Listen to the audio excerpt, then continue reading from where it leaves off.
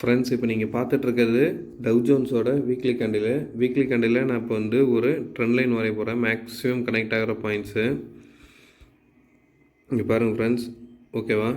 அதே மாதிரி இப்போ நான் வந்து பாட்டம் டு பாட்டம் கனெக்ட் ஆகிற பாயிண்ட்ஸும் வரைய போகிறேன். ஓகே ஃப்ரெண்ட்ஸ், இப்போது நமக்கு ரெசிஸ்டன்ஸ் லைன்னு பார்த்தீங்கன்னா இந்த இடத்த இன்னும் போய் மார்க்கெட் டச் ஆகலை.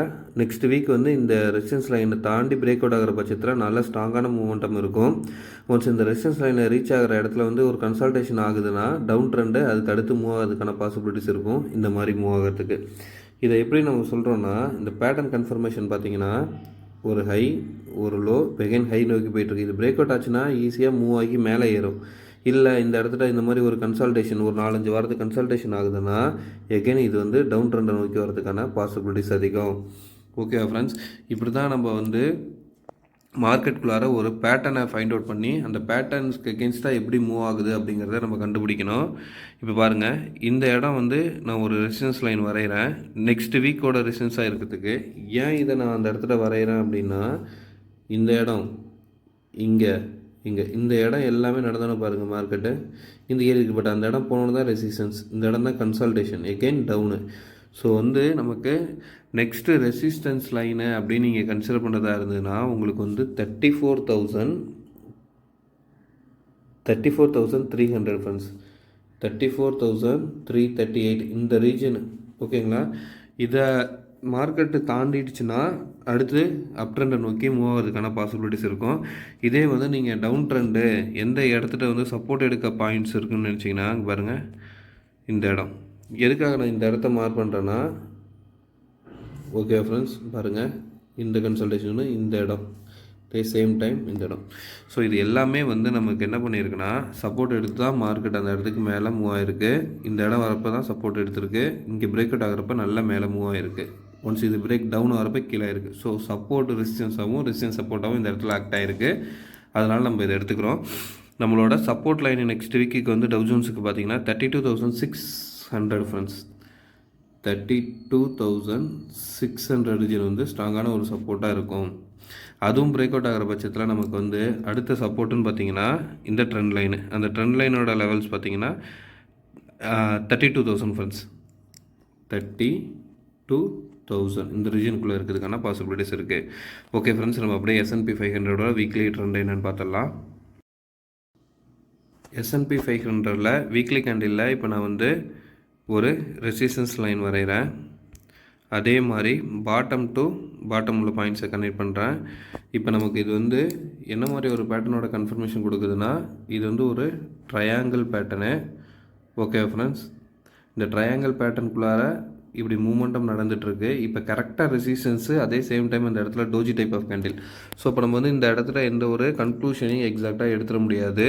ஏன்னா நெக்ஸ்ட் வீக் எந்த மாதிரி மூமெண்டம் இருக்கோ அதை பேஸ் பண்ணி தான் வந்து நம்ம இந்த கன்க்ளூஷனுக்கு வர முடியும். ஏன்னா டோஜி டைப்ஸ் ஆஃப் கேண்டில் வந்து பையர்ஸும் செல்லர்ஸும் ரொம்ப டாமினேட் பண்ணியிருப்பாங்க. ஆல்மோஸ்ட் ஈக்குவலாக ஒன்று பையர்ஸும் செல்லர்ஸ் 2 பேரும் ஈக்குவல் ஆகிறப்ப தான் இந்த மாதிரி doji types of candle form ஆகும். இந்த மாதிரி கேண்டில் எப்படி ஃபார்ம் ஆகுது, இந்த கேண்டில் ஸ்டிக்ஸ் வச்சு நம்ம எப்படி இது ரெசிஸ்டன்ஸ் லைன்னு சொல்கிறோம் அப்படிங்கிறதுக்கு எல்லாத்துக்கும் என்னோடய சேனலில் வீடியோ இருக்குது, அதை பாருங்கள். அதை பார்க்குறப்போ ஒரு கேண்டில் ஸ்டிக்ஸ் எப்படி ஃபார்ம் ஆகுது, அதை வச்சு நம்ம அந்த கேண்டில்ஸ்குள்ளார பையர்ஸ் இருக்காங்களா செல்லர்ஸ் இருக்காங்களா அப்படிங்கிறத நம்ம எப்படி புரிஞ்சுக்கிறது அப்படிங்கிறதுக்கு தெளிவாக ஒரு வீடியோ போட்டிருக்கேன். அந்த வீடியோவை பாருங்கள். அந்த வீடியோ பார்க்குறப்போ உங்களுக்கு அது இன்னும் நல்லாவே புரிய ஆரம்பிக்கும் ஃப்ரெண்ட்ஸ். ஸோ இப்போ நம்ம ரெசிஸ்டன்ஸ்னு பார்த்தீங்கன்னா இந்த இடம் பிரேக் அவுட் ஆகுதுன்னா நமக்கு வந்து 4,180 ரீஜன் வந்து ரெசிஸ்டன்ஸாக இருக்கும் நெக்ஸ்ட் வீக்கு.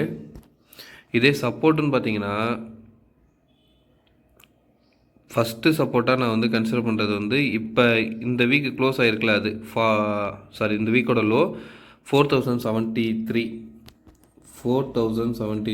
அது பிரேக் அவுட் ஆகிற பட்சத்தில் நமக்கு வந்து அடுத்த சப்போர்ட்டுன்னு பார்த்தீங்கன்னா இந்த ரீஜன் தான். அது வந்து 3,956.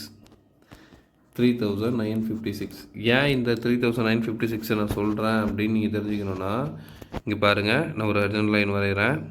அந்த லைன் வரைஞ்சி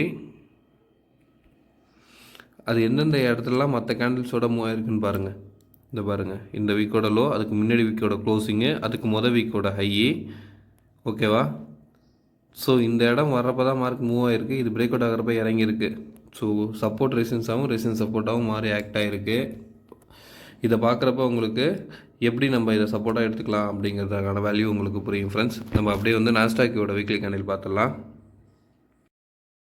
ஃப்ரெண்ட்ஸ், நாஸ்டாக்கியோட வீக்லி கேண்டிலில் நம்ம என்ன பார்த்துருந்தோன்னா ஒரு டபுள் பாட்டம் ஃபார்ம் ஆகிருக்கு. அந்த டபுள் பாட்டம் வந்து நெக்லைனில் ரீடெஸ்ட் ஆகிருக்கு. அந்த ரீடெஸ்ட் ஆன லெவல்லேருந்து இப்போ மேலே மூவ் ஆகிட்டுருக்குன்னு சொல்லி பார்த்துருந்தோம். இந்த இடம் இப்போ வந்து நமக்கு வந்து ஒரு ஸ்ட்ராங்கான ரீசன் ஒன்று இருக்குது. இப்போ நான் வந்து உங்களுக்கு இதில் லைன்ஸ் வரைகிறேன் பாருங்கள். ஒரு ட்ரெண்ட் லைன் வரைவோம் மேக்ஸிமம் கனெக்ட் ஆகிற பாயிண்ட்ஸை டச் பண்ணி. ஓகே ஃப்ரெண்ட்ஸ், இங்கே பாருங்கள். நேற்று நம்ம நேற்றுங்கிறது போன வீக் வந்து நம்ம என்ன சொல்லியிருந்தோன்னா இந்த இடம் வந்து பிரேக் அவுட் ஆகிருக்கு அப்படின்னு சொல்லியிருந்தோம். போன வீக்குக்கு வீக்கு இந்த க்ரீனு. ஓகேவா? இந்த வீக்கோட க்ளோசிங்கே கன்சல்டேஷன் பாருங்களேன், அதே ரீஜனுக்குள்ளார தான் இருக்குது. ஓகே ஃப்ரெண்ட்ஸ், அதை தாண்டலை. ஸோ இப்போ வந்து இந்த ஹையை தாண்டுறப்ப 12,230 மேலே மூவ் ஆக ஆரம்பிக்கிறப்ப வந்து இது ஃபர்தராக அடுத்து வந்து 12,550 ரீஜனை வந்து தொடர்றதுக்கான பாசிபிலிட்டிஸ் இருக்குது ஃப்ரெண்ட்ஸ். எப்படி நான் இந்த 12,550 சொல்கிறேன்னா, இங்கே பாருங்கள், ஒரே நிமிஷம் ஃப்ரெண்ட்ஸ். இப்போ பாருங்கள், தெரிஞ்சுங்களா ஃப்ரெண்ட்ஸ்? ஸோ இப்போ வந்து 12,154ங்கிறது வந்து நெக்ஸ்ட் வீக்கோட ரெசிஸ்டன்ஸாக இருக்கும் ஃப்ரெண்ட்ஸ். 12,541 இந்த ரீஜன் வந்து ஸ்ட்ராங்கான ஒரு ரெசிஸ்டன்ஸ் ஜோனாக இருக்கும்.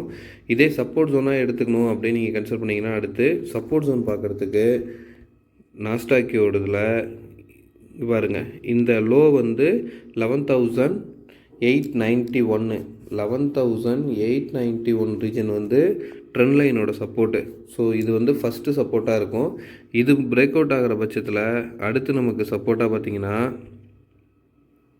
இந்த 2 லோ, அது வந்து 11,600. இது நான் எப்படி வரைகிறேங்கிறது உங்களுக்கு சொல்கிறேன்.